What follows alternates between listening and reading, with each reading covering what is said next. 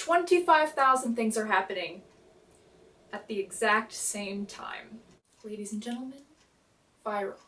So the episode starts out with a whole group of kids playing in the park celebrating Halloween when out of nowhere a man gets sniped and killed. So far, this is the worst Charlie Brown special I've ever seen. In the post-credits scene, Bishop's eating a burrito so full of things that I'm not quite sure how she survived past the first bite. Tony comments that she's stress eating because she's concerned about Jake. McGee and Delilah are moving in together. It's super cute, but they keep inevitably having these little arguments the way that the married couple I'm praying to God they will become would. Side note, McGee and Delilah argue in their own little short form of Morse code, which is beautiful. Tony throws out this hand signal again, so that's a nice touch. They go back to the crime scene and they're interviewing people, and Tony goes and talks to a lieutenant and they shake hands and Tony touches his neck. Hijinks ensue. Bishop and McGee find this paper and it's like the signature of this serial killer that's apparently on the loose that we knew nothing about.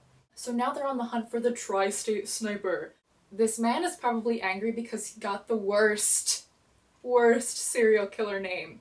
On cartoon shows, for whatever reason, it's always like this big joke that they want to like take over the tri-state area, and somehow this man fell into that loop of like renowned cartoon criminals.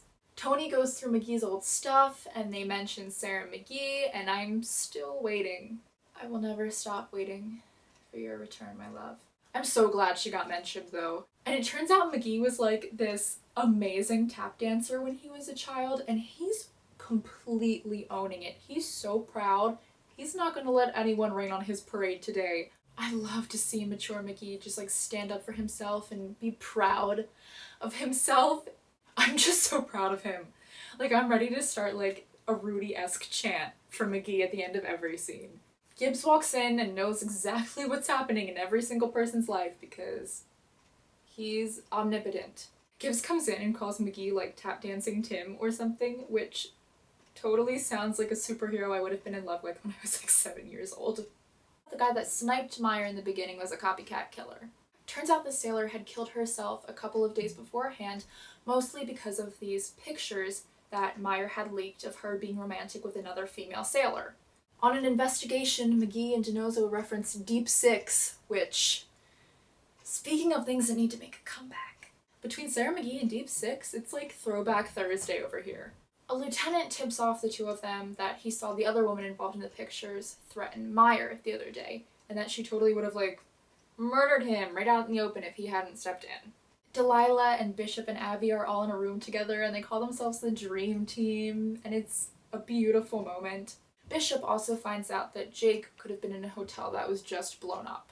This has been a really rough many weeks for Bishop. Bishop is completely freaking out and she's just really desperate to get information, and McGee wants to help, and again Bishop just shuts him down, but then he makes that reference to Delilah that he does know what she's going through and he really tries to console her. Gibbs gets a call to come down to autopsy and he goes down and it's DiNozzo just lying on this table and he has poison oak and he just looks at Gibbs like, sorry Dad, it's an accident. And McGee's like his brother, just like laughing at him and like taking pictures of him.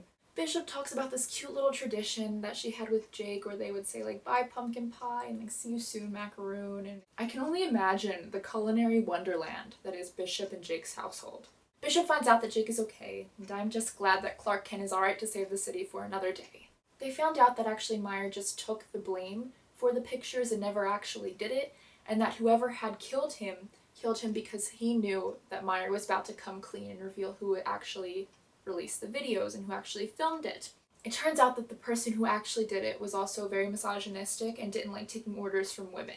So it's the lieutenant from earlier, and he sits down with one of the captains. The guy is confessing his entire crime in detail, just like spewing it out. So, gee, I wonder if anyone's mic'd or anything. And guess what? Someone is. So the team ends up taking care of the lieutenant. Tony needs help, like, spreading calamine lotion everywhere, and he admits that he needs McGee for like a hot minute. Again, on the topic of family, McGee agrees to do it if DiNozzo really does need it, but then Bishop comes in to save the day and McGee's like, thank God. The bromance was getting a little too strong for me today. McGee and DiNozzo just spreading calamine lotion all over each other. You know, like bros do. McGee and Delilah have a nice moment because they were arguing about a couch, and then they're like, you know what? We'll get through it together, big or small. Abby makes the dream team little rings that say Dream Team Unite. Love Abby. Beautiful. Glad someone got a ring out of this episode. Bishop can't shake that she's still really upset, so she goes into the elevator and kind of breaks down with Gibbs about how Jake was so close to death and she just doesn't know what to do. And Gibbs hugs her and calls her Ellie. He calls her Ellie. I was just thinking about this, like, she's basically Beyonce. Like, she only goes by one name. And then here he pulls out the Ellie. It's just a really nice moment for Gibbs and Bishop because he's hugging her and he's really trying to comfort her. And I think he's really treating her like she's family to him. So that was viral. Their love is stronger. This episode was like a 5-course meal. I felt physically full after watching this episode because there was so much to digest, everything-wise.